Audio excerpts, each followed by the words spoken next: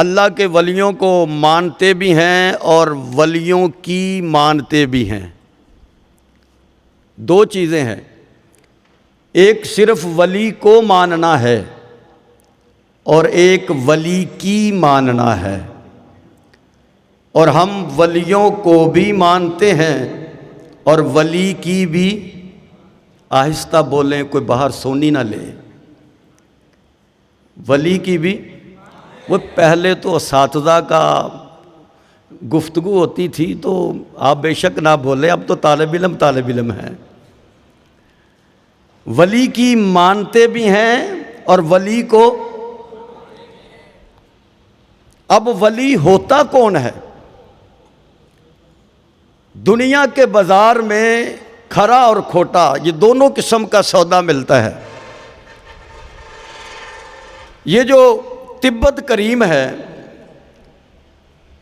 अब तो बड़ी बड़ी आ गई हैं, ये पुराने दौर की करीम है, जो हमारी पुरानी दादियाँ और नानियों के दौर की करीम है। उनकी शादियाँ इसी करीम पर हुई हैं। एक ही करीम की वो डिबिया होती थी पूरे मेकअप बक्स में। बक्स तो होता ही नहीं था, एक सुरमा होता था, एक कंघी और शीशा, और वो दंदासा होता था एक, और ये एक तिब्बत करीम होती थी। आज इस तिब्बत करीम की दुकानों में 10 किस्में हैं। तो ख़रीदने वाला बेगम कहती है कि भाई ज़रा ध्यान से लेकर आना, कोई नकली ना ले आना। उसे ही पता है ये नकली लेकर आ गया तो नकली समेत मुझे घर से मुंतकिल होना पड़ेगा। करीम खरीदते वक्त भी हम असल देखते हैं और बैत करते वक्त हम नहीं देखते कि किसकी बैत कर रहे हैं। ये कुरान और सुन्नत वाला भी है या सिर्फ हमारी जेबों पर नज़र रखने वाला है। हम असली पीरों को मानते हैं जिनकी हर अदा महबूब की सुन्नत के मुताबिक हो। एक आदमी ने कोई पीरो मुर्शद, हमारे यहाँ रवाज ये होता है, सिस्टम ये है कि जो दादे का पीर है वही बेटे का पीर है, वही पोते का पीर है। ये सिलसिला हमने पीर पकड़ रखा है। पीर भागता तो नहीं, ये पकड़ रखा है। तो पीर साहब ने फ़ोन किया कि भाई गंदम का मौसम आ गया है तो हमारी बोरी अलहदा कर देना। वो कहीं 3 दिन मरकज़ अहले सुन्नत में लगा के चला गया था। उसको पता चल गया कि पीर होता कौन है। पुराना दौर था। पीर साहब ने मिसाल के तौर पे कहा कि मैं चौकी भागड़ में आया हूँ। इसने साइकिल ली और वहाँ पहुँच गया। हजरत साहब कहने लगे भाई कोई कार ले आनी थी। कहने लगा सरकार जिसके पास जो कुछ होता है वही लेकर आता, गरीब आदमी हूँ, चलिए तशरीफ रखिए। पीर साहब कहने लगे चलो साइकिल चलाओ, मैं पीछे बैठ जाता हूँ। पीर माशाल्लाह बेगानियाँ रोटियाँ खा खा कर खूब हाथी की तरह पतले हो चुके थे। कहने लगे हजरत माशरत माफ़ी, मैं आगे बैठूं और मेरी कमर आपकी तरफ हो, ये तो सिरा वाज़े तौर पर मुझे कुफर नजर आ रहा है। सरकार आगे आप तशरीफ रखें, पिछली वाली सीट पर मैं तशरीफ फरमा हूँगा। अब चौकी भागड़ से 87 तक आते आते पीर के सांस उखड़ना शुरू हो गया। जिसने साइकिल चलाई हो उसको पता है।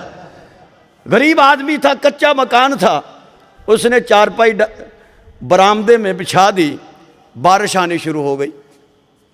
अब जहाँ पीर साहब की चारपाई थी वहीं से छत बरसनी शुरू हो गई।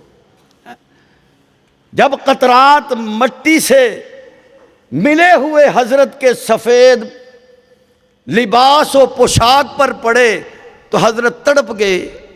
अरे ऊपर जाकर को मट्टी शट्टी लगाओ।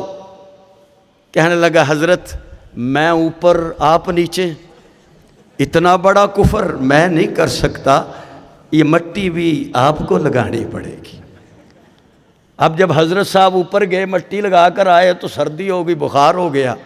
अगले साल फिर फ़ोन नहीं आया कि बेटा गंदम पक गई है कि अभी कच्ची है।